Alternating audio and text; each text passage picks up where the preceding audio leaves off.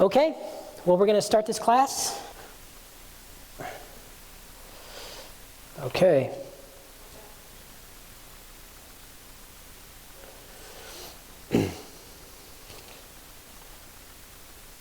How you guys doing? It's kind of awkward teaching after the sermon. It's not recommended. It's just because the camera guy's here, and it helps us put the content online for people who can't make it. So normally we're in a smaller classroom on a different day of the week. So I feel a little bit like a wrung dish towel. You know what I mean? Teaching on fumes, but I hope it's still okay. Hey Ken, thanks for doing that. You've got a paperwork there. Okay, just by way of review, this is the third class for membership. And we are doing the fourth question. So class 1, we did questions 1 and 2. Class 2, we did question 3. That was last week. And now we're on the fourth question. Now the good news is, I think this class I don't want to make any promises, but the content is, I don't think, that difficult to understand. And so there's a chance to leave a little earlier than normal. But I do want to go through this question like all the others because I'm wanting y'all to be in a position to answer these questions, knowing what they mean and knowing what you mean, if you want to go forward in membership. So this class is, totally fine to attend and not go forward for membership, but this is getting you ready to answer this question, okay? And then this class is kind of exciting, this particular one, because it's we're unveiling some new vision from the church. So we've been in this process for the last year about focusing clearly on what we're trying to attain as a church. And so we've had a group especially dedicated to our mission and vision for the last year. And so some of this is a little bit hot off the press, but it's been vetted out for a year. So the question is, do you promise to serve Christ in his church by supporting and participating? So I underline that with this congregation. So it's one thing to be a believer in Christ, questions 1 and 2. You need that to be a Christian.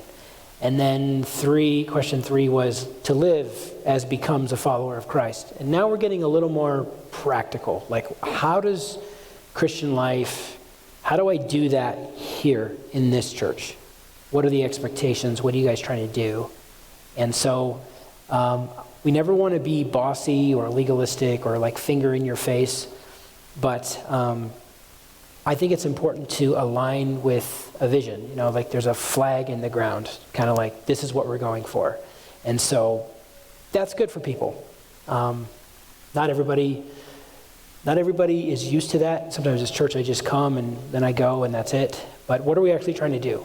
And how can I be involved? How can I contribute? And so this will help clarify that, and there should be plenty of time for questions. Okay? All right, so we're just going to read Matthew 28. So what does it mean to be a disciple of Jesus at Community Church? That's what we're saying. Supporting and participating in this congregation means I'm going to do my discipleship with Jesus as part of this church. So just a read of 28, verse 16 through 20. It says, "Now the 11 disciples went to Galilee, to the mountain to which Jesus had directed them. And when they saw him, they worshipped him, but some doubted. And Jesus came and said to them, 'All authority in heaven and on earth has been given to me. Go therefore and make disciples of all nations, baptizing them in the name of the Father and of the Son and of the Holy Spirit, teaching them to observe all that I have commanded you. And behold, I am with you always to the end of the age.'" Okay. Now, before I get into that, I want to tell the story of Community Church as far as I understand it, just a little bit. And totally okay to raise your hand, ask questions, ask me to slow down, pause. So, Community Church has been in Ephrata since basically 1909. Since Ephrata itself was a town. That's when it was incorporated, 1909. And so that's a Presbyterian congregation. Now, who claims the history? That's going to be, some of you all know about the church split back in the early 2000s. I'm going to get to that. But really, we're Presbyterian church in Ephrata, and our history is there was a church in 1909, and from what I understand is they were sharing a building somewhere on Basin Street, and they would share it with the Baptist and the Methodist, I think. I could be wrong. And the preachers would come through. They didn't live here. So they would circuit. There was a circuit ride. You know what that is? It's like they get on their horses, and your preacher's here. So one week the Methodist preacher would be there, then the next week the Baptist church would be there, and the next week the Presbyterians would be there. It's really a fascinating story. So I'll share this too, that you can get to know me a little bit. I like history, and I also like to write stories, and like creative stories. And I'm currently working on a little a story, like a Western story in the Pacific Northwest. And so I'm doing my own homework on how the West came to be out here. And so the story of how the church expanded out here, and that's really fascinating. So these traveling preachers, that was a thing very common on the East Coast as well in the prior centuries. But out here in Indian territory, frontier territory, as you might imagine, people who came west were desperate, a lot of them. And there were some who came on their heels, to sell them shovels and stuff like that. I think those are the guys who did a lot better than the ones digging for gold. The guys just selling shovels. Anyway, so the story of traveling preachers and establishing a church here goes all the way back to 1909. So the church worshipped somewhere near Basin Street, and then at some point the Presbyterians raised money and built a building that's on Ivy Street right now. And, is that Ivy Street? No. The Ivy Chapel Inn. So that is on, I want to say D Street. Is that right? Yes, it's D Street. So it's close to it's a little bit catty corner to, or maybe a block or two away from the Catholic church in town. Have you guys been across that yet, the Ivy Chapel Inn? Yeah, it's a bed and breakfast now. It's an interesting building. So they were there for over a generation. So I'm thinking 40, 50 years the Presbyterians were in that building. So in the 1990s, the church then built, they sold that building, and then they built the building that is on Ivy Street. Let's see, right over there. You can see it from our parking lot. Our Redeemer Presbyterian Church. So you guys know where that is? It's stucco. The brick one is Ivy Chapel. Then they moved up on the hill, up here on Ivy Street, and it's just right that way. And it's kind of closer. It's on the other side of Columbia Ridge. You know what I'm talking about, Luann? All right, so they build that building, and then there's a crisis of faith. So the denomination, this is very complicated, but the denomination had drifted. Okay, some of y'all have been in churches that have drifted. Okay, so the denomination, the mainline Presbyterian denomination, drifted, and it became very difficult to practice evangelical faith while being affiliated with a big denomination. The big denomination is very, I should say, quite top down in some of their directives for the church, some of their control over the church. So the way a church participates in the denomination is different for each denomination. But for this particular denomination, it's like you go and have church, and then your elders go to the meeting of the denomination, and they're hearing just completely different gospel. And so the denomination, mainline Presbyterian denomination, had drifted for decades. And then it kind of all came to a head. They started to drift in the early 1900s, but most profoundly in the 1960s, 1970s, 80s, 90s. And so that particular Presbyterian denomination is bleeding churches. It's still bleeding churches. A lot of churches have left it. So there was this crisis of faith, and the elders of the church over there, the Ivy Chapel, the elders met and agreed, we think it's right that we disaffiliate with this old Presbyterian denomination and we affiliate with something else, or we be independent, but we need to get out of here. Elders were unanimous, okay? They bring it to the congregation, and then there was a fireworks show. So I'm not going to get in, I could give you some more details, but essentially 75% of the congregation voted yes, let's leave. 75%. So 100% of the elders, 75% of the congregation. In my mind, that's the ball game. When your elders are 100%, your congregation is 75%, that's the ball game. There were influential people who didn't like that, and then the denomination itself got involved, and they didn't like that, and then there was a fireworks show.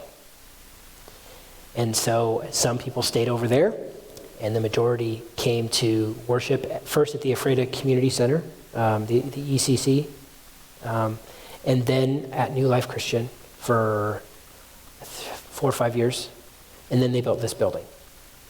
So the question is like, who left? So when I say that CCE began in 1909, people are like, what? Wait a minute, this church was built in 2012. Or this church became a church in 2005. That's when they came out of that older building. So I'm saying that to tell the story. So the last 2 classes I've told this story of like an individual where they find themselves. And I tell the story of our church as a story of discipleship. The elders were acting on the conviction that the Bible's the Bible and Jesus is the way. That was their conviction. And they saw trouble from the sponsoring denomination. That's why they left. Now, this is from an outsider to Ephrata, but a loving outsider. It's interesting. A strong community value in Ephrata is harmony. Community harmony. Don't rock the boat. Reputation. All of that's very sacred in a small town, and particularly Ephrata. And so it's interesting, though, that the church split. It was very public. There was an ad in the paper and that sort of thing. It was very, everybody knew the church split. And so the desire to protect reputation and to keep up appearances, and we all want to go along to get along, there was a pretty massive rupture. That's still, I'm not going to say it's smoldering, but you guys ever light a campfire and then the next morning you go out there and you just see some pulsating coals? There's still certain individuals whose, the coals are still pulsating a little bit. So there's talk of, can we get back together with them? Can we come somehow make it right? And we're on good terms with the church now, and several people they kissed and made up, I guess, but I don't see anytime soon the coming back together. And that's sad. It's hard. It was a divorce. And there's some good people over there. And then they've since got a new pastor, Mark Bassett, some of you know, and Mark's one of my best friends in town. We're buddies. So, and for 2 years, we put our youth groups together. So, the next generation may witness a remarriage. This generation, I'm not so sure. So, but that's the story. And it hinges upon discipleship. How do we be faithful to the word and to the gospel? And you can't make disciples without the true gospel. Or else, what are you doing? You have no basis to call people to account. And so that was the issue. And that church, the old church, has since left the old denomination as well. And they joined a newer Presbyterian denomination that's not far off of where we are.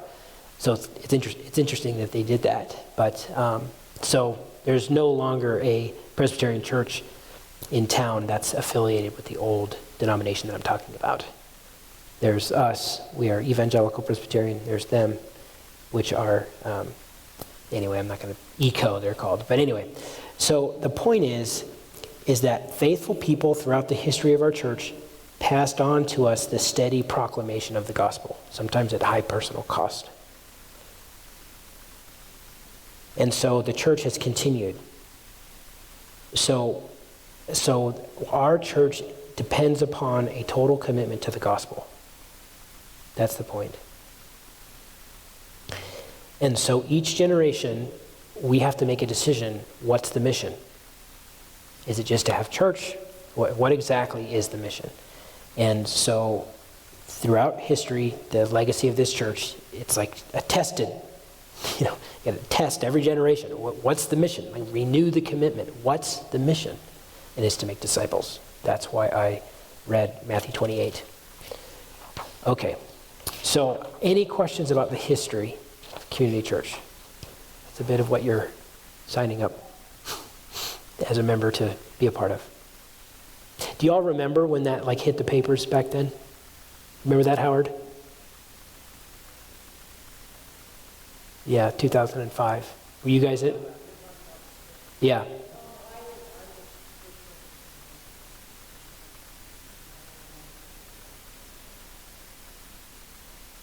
Yeah. Yeah. Do any of y'all have friends that go over to Our Redeemer? You don't need to name them, but yeah, I mean, nice folks. Yeah. Of course. Of course. Yeah. Yeah. It's good.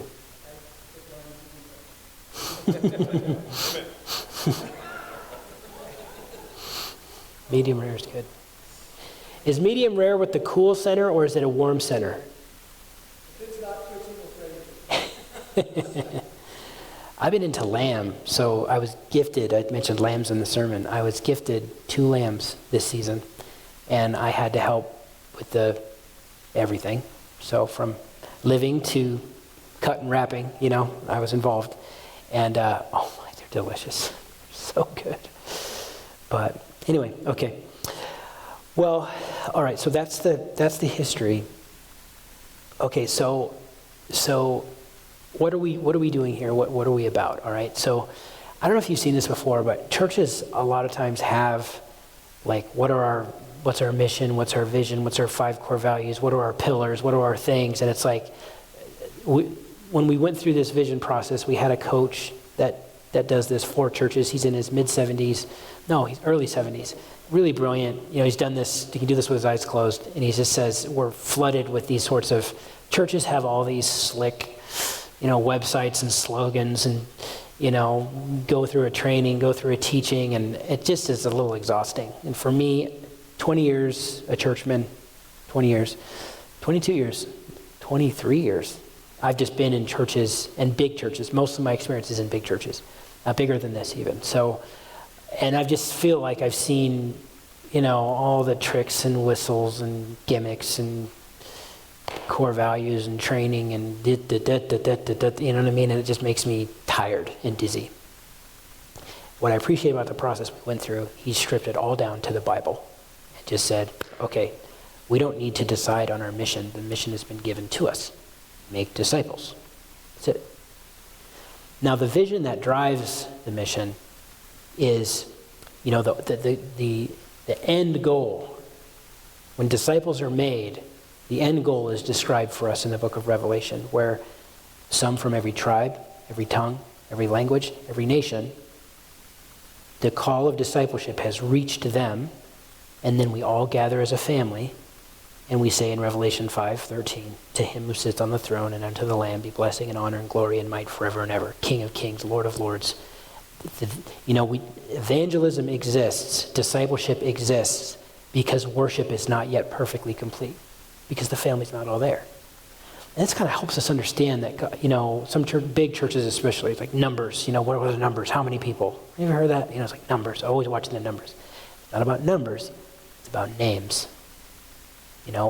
But it's important to gather names. I mean, there are people who need to gather and be a part of, and we have the privilege to go and call them and make disciples to complete the vision and do our part, really, to proclaim Jesus, because Jesus is the one who completes it. But we have this role to go tell and go make disciples. That's the mission that he gave us. Does that make sense? So those two things are like biblical bedrock, right? Your mission never changes, it's timeless. Your vision never changes, it's timeless. And you may notice that since I've come here, I place a great emphasis on worship. And I think that the Christianity I was raised in, something like you go to church for the fellowship, but really the worship and my relationship with God is my relationship with God, and I can do fine sitting on the back porch having a cup of coffee with my Bible. I don't need church. It's good for the fellowship, but not much else. That's how I was raised to think. And the Bible just doesn't know that version of Christianity. You have to just read through the New Testament. You realize Christianity is very rarely ever spoken of in this, like, in terms of individuals. It's always the individual in relationship to the community. And it's the community that does communion and sings and prays. And so that is, bedrock for us. And the idea of worship, so what I say to even people in my own family is just say, well, I don't go to church because I don't really need the fellowship. I have enough fellowship on my back porch. And I say, what about the worship? Well, I can do that by myself. It's like, I get that. But when you read the book of Psalms over and over and over and over and over again, it's written to a community worshiping together. Also, sacraments. Jesus told us to take sacraments. You do that by yourself. You serve communion to yourself. Like, some people do.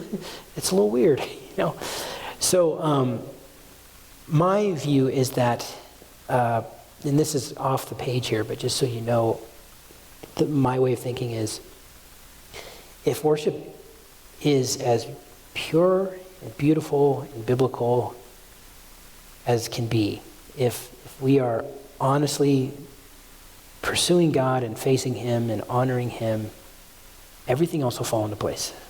It's like, that's the thing that has to get on track right away, And so acknowledging God and loving him. And I understand there's ways around. People come to faith in all kinds of different ways. Some people by themselves, some people, through the back door of, I knew a friend who told me about Jesus. I understand that. But for most Christians, the church is a place where Christians gather. For most Christians, we need to be, our hearts need to be touched by the presence of the Lord.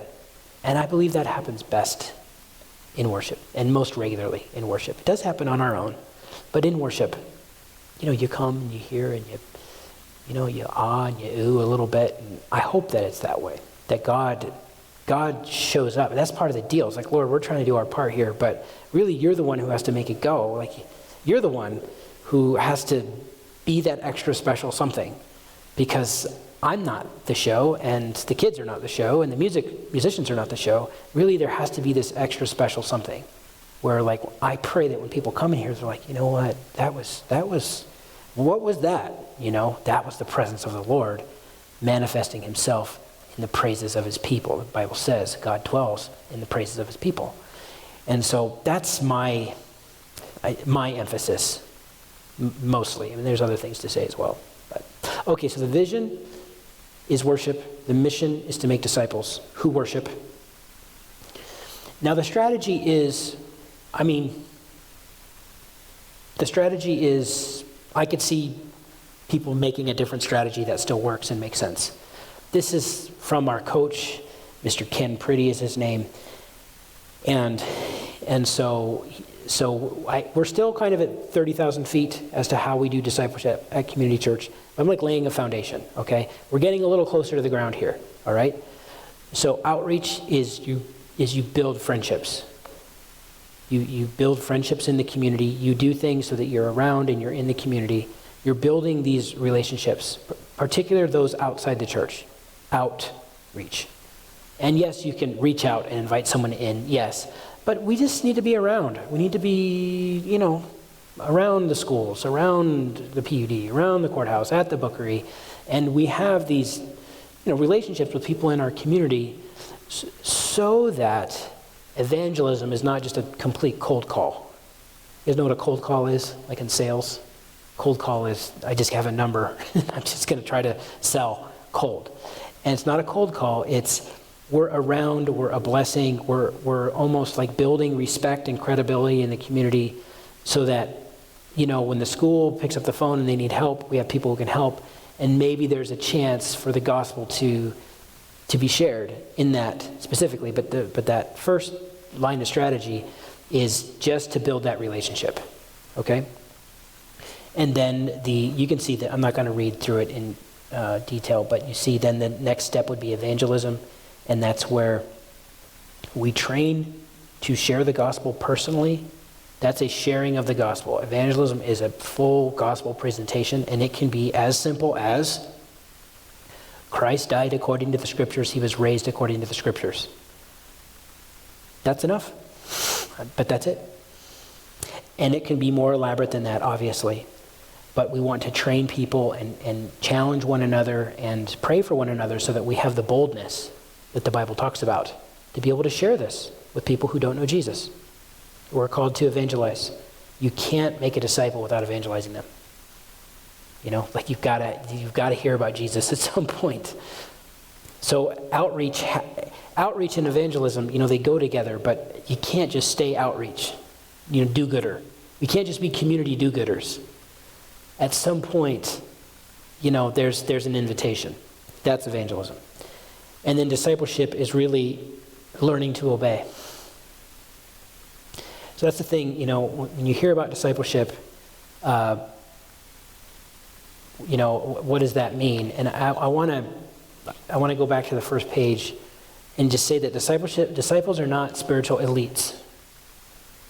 The Christianity that I came up under said something like that, there's the run-of-the-mill churchgoer and then the discipleship. Now that's like the missionary or the person who's going to go and get martyred for Jesus. And I want to say that notion's unbiblical as well. That discipleship is a Christian. A Christian is a disciple. A true Christian is a true disciple. A true disciple is a true Christian. And so I just want to underline some words there in the passage. Some doubted Jesus even after he rose again. They were regular people on a journey. So are we. So we're not spiritually elites. We're not Green Berets for Jesus. We're not SEAL Team 6. And that notion of discipleship is dangerous because we excuse ourselves from it. Well, I'm just regular. What can I do? I'm just a regular old person. Like, no, in our own way, we submit, we follow, we surrender, to Jesus. So I'm going to stop there for questions or thoughts. I shared quite a bit about church's mission, vision, strategy, and discipleship. Are there any questions?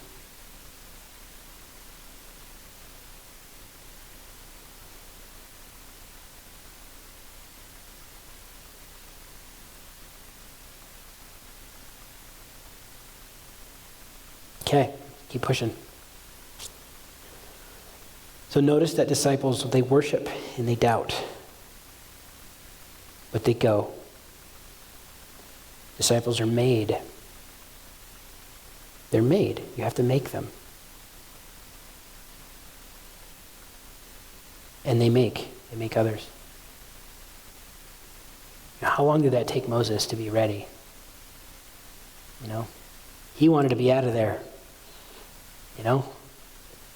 40 years for us is like, half a lifetime. God's like, yeah, that's fine. How long was David in a cave hiding out, ducking spears? How long was he running for his life? God has a funny way of making us. That's the point. So how do we come alongside what God is doing as a church and help make disciples? Now, I want that to be clear too, like this interesting concept where Jesus says, go and make disciples. And it's saying, you read on and he says, teach them to obey everything that I've told you. And most specifically, he's referring to the Sermon on the Mount. As we're talking, this is the book of Matthew now. And Jesus goes up on a mountain. He gathers his disciples from the crowds. So here's the crowds following him. But he takes his disciples further up the mountain and he begins to tell them the Sermon on the Mount. That's the fundamental teaching in the book of Matthew. And so by the end of the book of Matthew, when he says, go and make disciples and teach them to obey what I've told you, he's more than likely referring to the Sermon on the Mount, okay? So Christians help each other obey. They help each other by teaching, but I want to, I don't know what your experience is in church, but like this idea of like, does your church have a discipleship program? In 23 years, I've never seen one that actually works. Like a program and a manual, and we're going to get these guys together, we're going to train all the teachers, and then we're going to pair young guys and old guys. I've seen a lot of things tried. I've seen nothing that really works like a program. That's not to say don't try, and that's not to say that they aren't out there. I just haven't seen it. And then I look at people who are disciples. I'm like, how did that happen? Sometimes, in spite of the bad leadership they've had, they still became disciples. And it's like, sometimes the church, we can't get out of our own way, The church can be a terrible place sometimes. And I've been to some terrible churches. And I'm not saying I'm a perfect disciple, but I can say that like, whoa, I didn't ever enter a discipleship program. Jesus was discipling me along the way. And he would use individual churches. And sometimes individuals who weren't particularly healthy, but everything Jesus used, he's like a superintendent of the process. He arranged for these wilderness adventures and so forth. So I think that for the church to make disciples, I don't think we ever should be too big for our britches and say, well, let's write the program. But we don't want to like make it more difficult either. I think we realize that Jesus is making disciples, but we as a church, we just follow what he said, and we teach what he taught. And we must have people who care for others, who can bring others along. Because any really good ministry that I got was people who cared and helped me bring me along. So I trust that the Lord will do the work that we can't do. So we're relieved from the burden of doing it all perfectly, but we're also invited to join in and help individuals as much as we can learn to follow Jesus. Does that make sense? So it's this sort of balance. And I've got an academic background, and so I can kind of see two sides or three sides or four sides to every issue, There's value in the program and in the slick presentation, and there's value in that, but there's sometimes it doesn't work anyway, But we can't just throw up our hands either. So the idea is promising and resolve to help us make disciples. You're supporting and participating with how our church has chosen to do that. Does that make sense? Questions? All right, the plane's coming in for landing. We were 30,000 feet, and we're going to get closer. All right.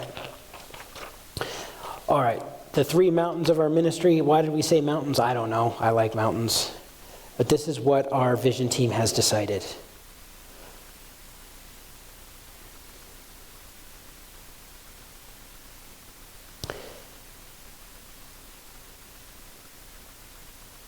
We read the research, and if you can read the footnotes, they'll say 85% of conversions to Christianity happen between ages 4 and 14. 60% of youth conversions happen through the direct ministry of their parents.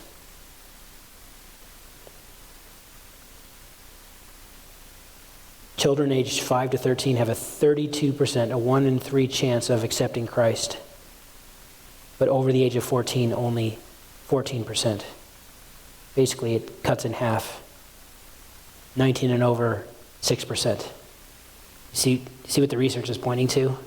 If you want to make disciples, if you want to make a lot of disciples, where do you put your focus? Children and youth.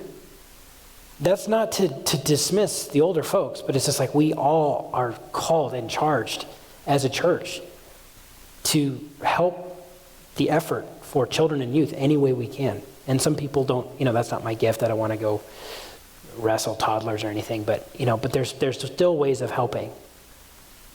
But that needs to be a primary focus for us. And, the book of Deuteronomy makes that very clear. So there's a passage there from Deuteronomy. Now to this one, I want to say, like the household of faith has all ages. And the church family is a big and diverse family. And we need older brothers and sisters, mothers and fathers in the faith. And if you're in one household, everybody has to care about what happens to the kids. Everybody does. If you're in a household, some kids don't have mom or dad. You know, Skylar is an example. Mom gone, long gone. Dad gone, passed away 2 summers ago, being raised by his aunt and uncle. It's like, think the church should step in? Yeah. And so I think that they're under this heading of children and youth, though, is the broader idea of family. Every household should care about grandma and grandpa. Every household should care about, we've got an aunt who lives alone, and we need to, in a very straightforward way, just care for people who need contact. I mean, just what we do. We're a family. So the concept of family is primary in the research that we did and what we've decided we're going to focus on. You know, wedding. How many weddings have come about because of the church? In 4 years, none. I haven't. Well, let's see. Have I done one? I don't think I've done one where we met at church and now we're getting married and we're starting a family. I don't think we've done that yet in 4 years that I've been here. It's like, well, man, I know a lot of people in their 20s who are just sort of like isolated. And I'm not saying we're like Christian matchmaker, but if we're going to make disciples, you see, we should care about this. Like, shouldn't we care about promoting a place where people who want families can meet someone who also wants families and you have a chance of raising a godly household? Like, shouldn't we facilitate that? 4 years, I haven't seen that yet. So we're going to start to care about that. You know, people in their 20s. And it's not to dismiss ministry in other places, but we're trying to make disciples. And we feel like part of this process for us was realizing, are we in a good position to help? You know, if we were way out in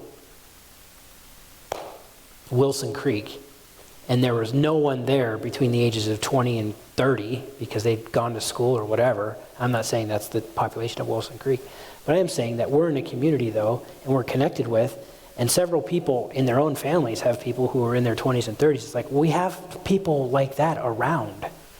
Can't we help?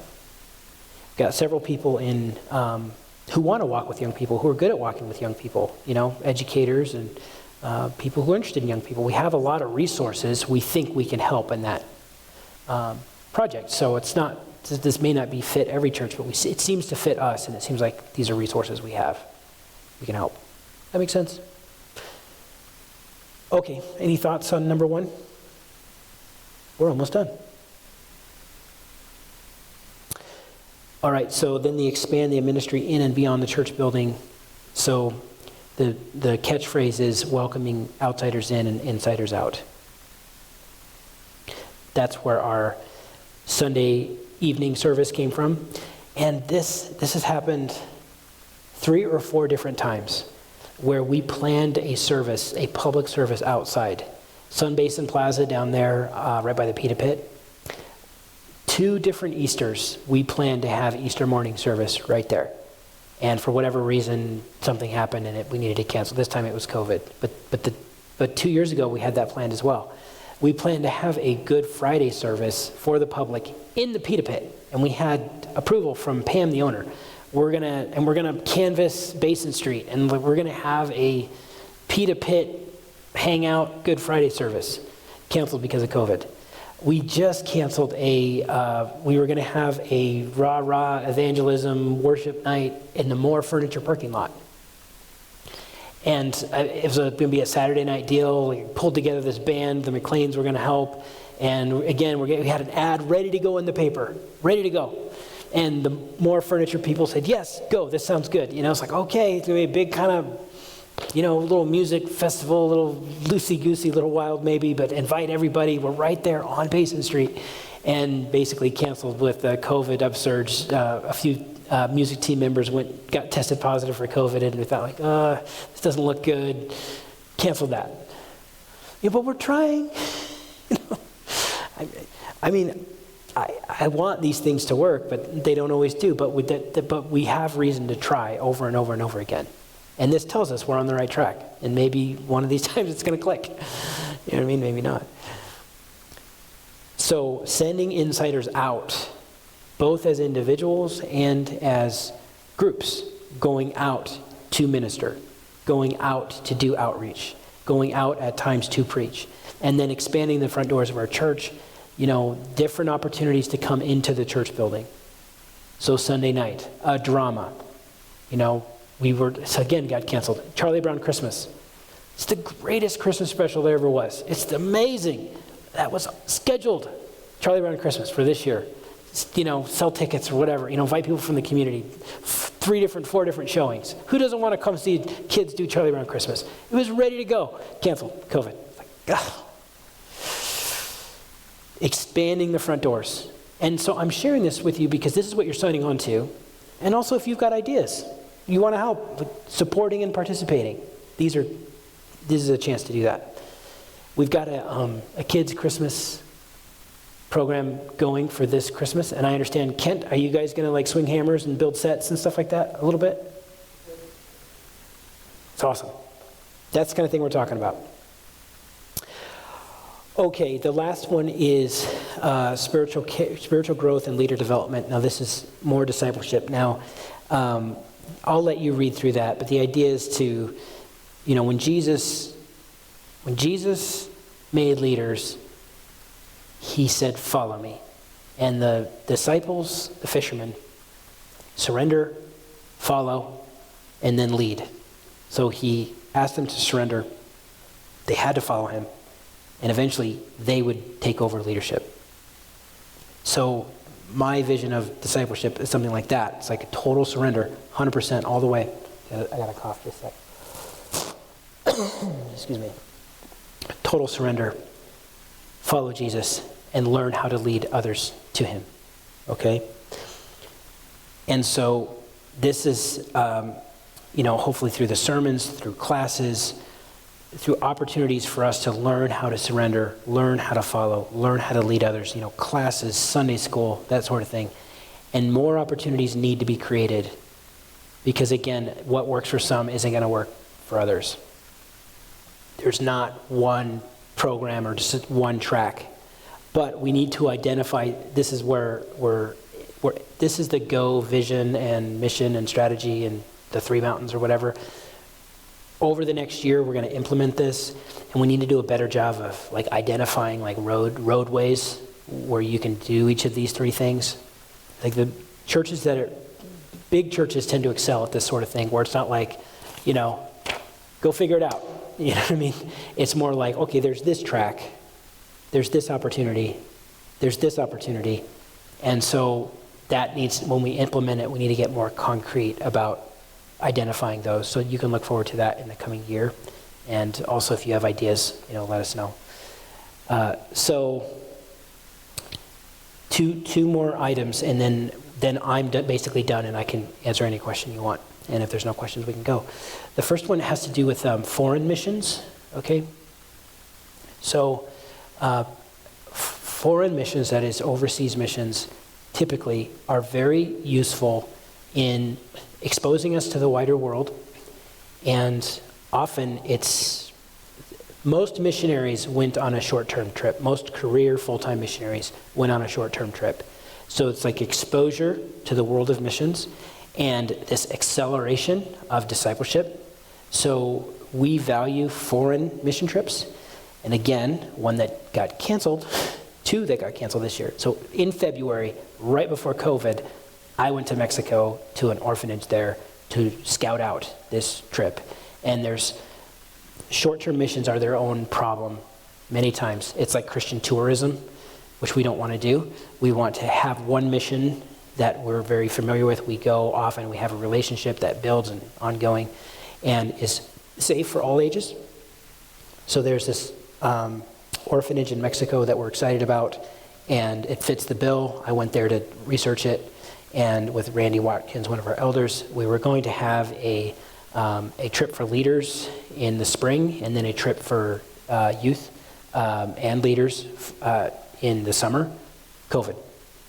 So foreign missions plays a role, and also the people who go far can inspire the people who go near. When you take a foreign mission trip, you come back to your own community with new eyes. And you're like, oh, wow, I guess I didn't notice that before. And so there's this, sometimes there's an antagonism, like, why are you going so far when you've got people in your backyard?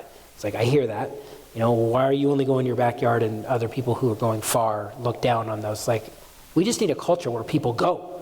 Some people go far, some people go near, and we all inspire each other in our own way to go.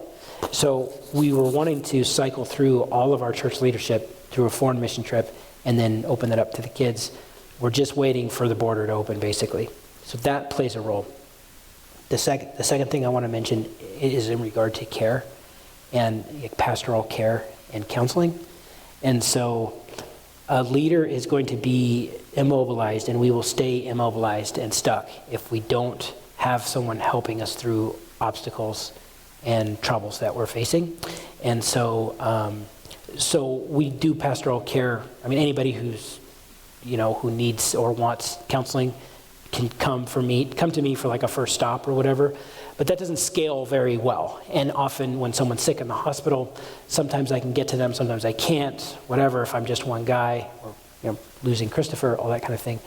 And so there's also right now an exploration on a team of people who learn how to give care and counseling. So, and by counseling, I'm not saying like in a professional sense, but I'm saying like in a be there and listen and walk with and pray with kind of thing, because I would never presume untrained people to get into counseling. But so that's an area we're gonna go in the coming year, is we're gonna look at it, setting up a team of people who if you are interested in connecting with the elderly or connecting with those who are shut in or sick or whatever, we train a team to give this care.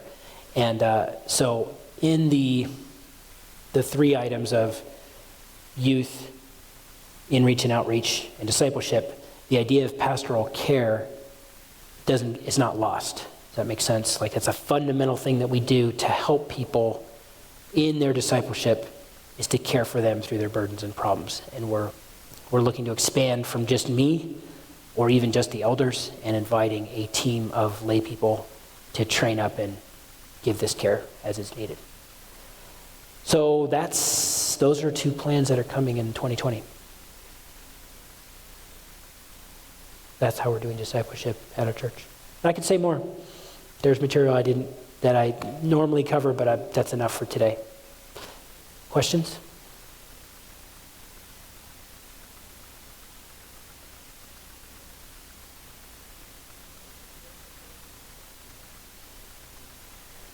Yeah, we'll email those out. You got them? Yeah.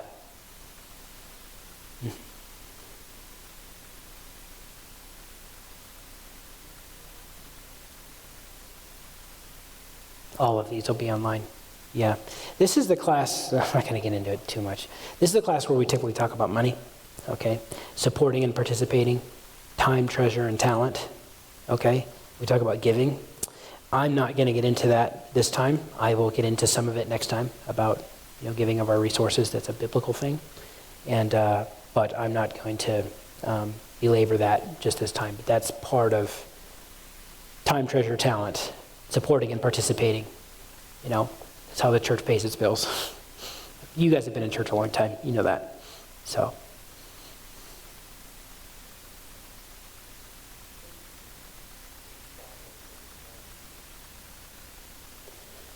Yeah. Yep, I do. And that definitely falls into the discipleship piece.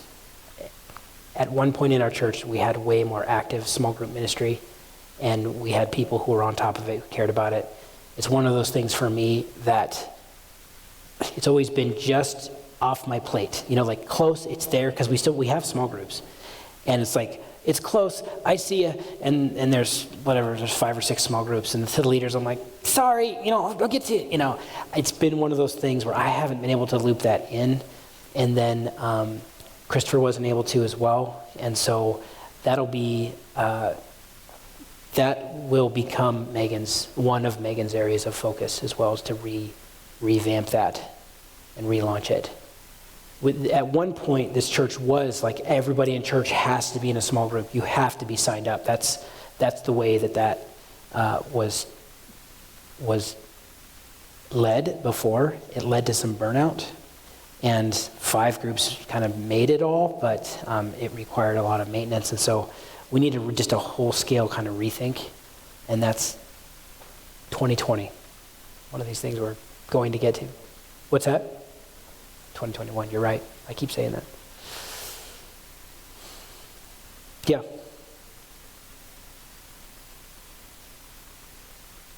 But in between now and then, if you were interested in being in a small group or starting a small group, just let us know.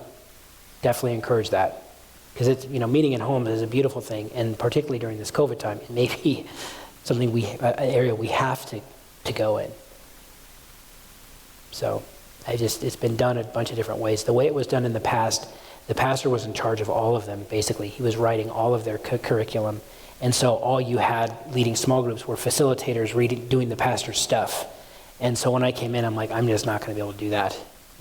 We need people, if you're interested in leading a small group, then lead a small group, But it makes it easier for people to say yes if you put something in their hands, It's also a tall order to say, like, any run-of-the-mill member of the congregation, just say, oh, start your own small group. That's very overwhelming for a lot of people. Not for some, but for a lot of people. So we got to find a balance somehow, and it needs to be looked at. It's an area where I kind of give us a D- right now. We're not doing great. We're getting whooped in the small group department.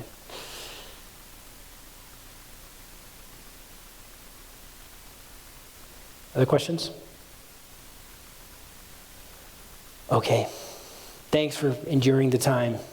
Okay? Let me just pray. Lord, this time with these friends, and I just pray you give them a great afternoon. In Jesus' name, amen.